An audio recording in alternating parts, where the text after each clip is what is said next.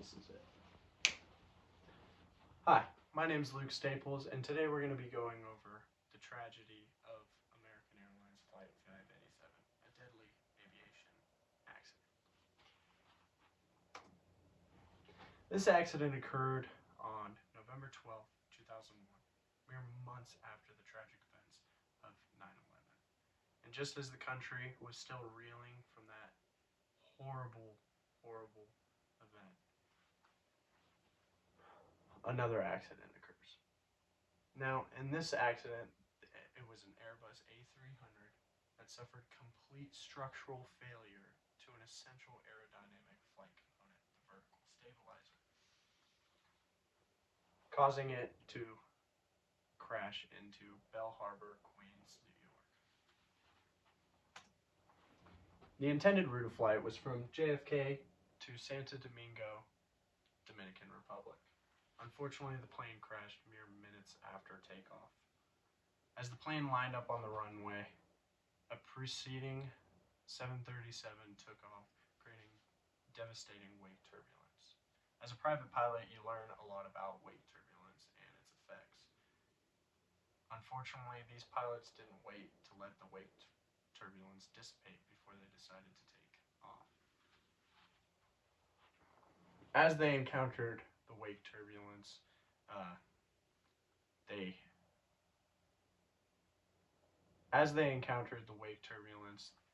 the vertical stabilizer separated from the plane, causing it to crash and kill 265 people.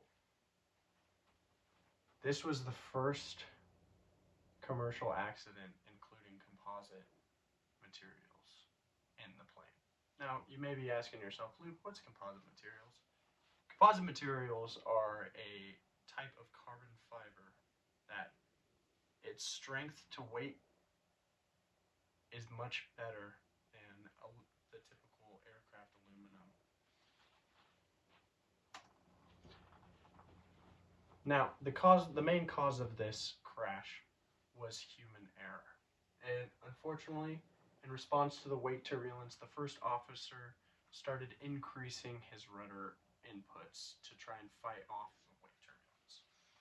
So, as the plane was taking off, it started to hit the wake turbulence, and the pilot began to put input on the rudder controls, which slowly started to yaw the plane side to side, causing an increase of stress on the vertical stabilizer, causing it to completely snap off. Now, after the tail section separated from the aircraft, the flight was doomed. The pilots could not keep control of the plane and soon crashed into Queens. American Airlines at the time was employing a AAMP type of training, or an advanced maneuvering program. Now, this program taught pilots that when they encountered such conditions, they need to input aggressive rudder control. And unfortunately, that is not the case. Another contributing factor was the history of the plane. Now, when the plane was built on the line, before it even left the factory, a defect was discovered in the tail section of the plane, requiring a complete rebuild of the tail section. Another contributing factor was a previous flight on the 587. Now, this previous flight had similar conditions to the tragedy, and after a inspection was deemed no harm was done and the plane was allowed to go back to work. Now, you can't blame the mechanics back then because not much was known about composite materials and how they interacted with stress. But the impacts of aviation from this crash was a composite structure complete overhaul. All right, So the FAA and NASA got together and started material testing composite and giving them thorough inspections and updating their certification standards and seeing how the composite reacted to stress. Now, composite doesn't react the same way aluminum does. Aluminum will tend to bend and fracture before it breaks, whereas composite is very rigid. So it will bend and then reform its shape, leaving no indication that it is damaged. But unfortunately, once that composite is stressed past its breaking point, it completely snaps. Another impact was the fact that the FAA and the American Airlines completely revamped pilot training. Instead of teaching pilots aggressive rudder inputs, they decided to teach a more concise, fine input of controls. Unfortunately, federal aviation regulations, as my teachers often say, are written in blood.